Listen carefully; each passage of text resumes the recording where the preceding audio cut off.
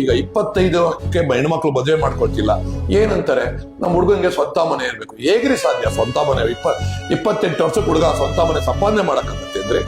ಒಂದು SSLC ಆಗ್ಬೇಕು ಅಂದ್ರೆ 16 ವರ್ಷ ಕಂಪ್ಲೀಟ್ ಆಗಿರ್ಬೇಕು. PUC ಅಂದ್ರೆ 18 ವರ್ಷ ಕಂಪ್ಲೀಟ್ ಆಗ್ಬೇಕು. ಡಿಗ್ರಿ ಅಥವಾ BE 22 ವರ್ಷ ಕಂಪ್ಲೀಟ್ ಆಗ್ಬೇಕು. ಡಬಲ್ ಡಿಗ್ರಿ ಅಥವಾ MTech ಮಾಡ್ಬೇಕಂದ್ರೆ 25 ವರ್ಷ ಕಂಪ್ಲೀಟ್ ಆಗಿರ್ಬೇಕು. 25 ವರ್ಷ ಅವ್ನು ಓದ್ಬಿಟ್ಟು ಒಂದ್ ಕೆಲ್ಸಕ್ಕೆ ಹೋದ್ರೆ ಅವ್ನಿಗೆ ₹1,00,000 ಸಂಬಳ ಕೊಡ್ತಾರೆ, 20,000 25,000 ಕೊಡ್ತಾರೆ. ಅವ್ನು 50,000 ಹೋಗೋಷ್ಟೊತ್ತಿಗೆ 30ರಿಂದ 31 ವರ್ಷ ಆಗಿರುತ್ತೆ.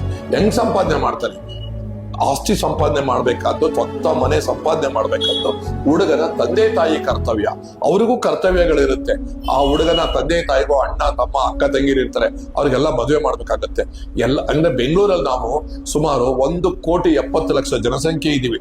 1,70,00,000 ಮನೆಗಳಿದೆ ಅಲ್ಲಿ ಬೆಂಗಳೂರಲ್ಲಿ. ಎಲ್ಲರೂ ಸ್ವಂತ ಮನೆಯಲ್ಲೇ ಇದೀವ? ಯಾರು ಬಾಡಿಗೆ ಮನೆಯಲ್ಲೇ ಇಲ್ವಾ? ಹೌದು, ನಮ್ಮ ತಂದೆ ತಾಯಿ ತಾತ ಅಜ್ಜಿ ಎಲ್ಲರೂ ಸ್ವಂತ ಮನೆಯಲ್ಲೇ ಇದ್ರ? ಯಾಕೆ ಈ ರೀತಿ ಒಂದು ಕಲ್ಪನೆಗೆ ಹೋಗ್ತೀರಾ? ಬಾಳುವ ಯೋಗ್ಯತೆ ನಿಮ್ಮಲ್ಲಿ ಇರ್ಬೇಕು, ಬಾಳಿಸೋ ಯೋಗ್ಯತೆ ಅವನಲ್ಲಿದ್ರೆ ಎಷ್ಟೊತ್ತಿರಿ ಒಂದು ಸ್ವಂತ ಮನೆ ಸಂಪಾದನೆ ಮಾಡೋದು.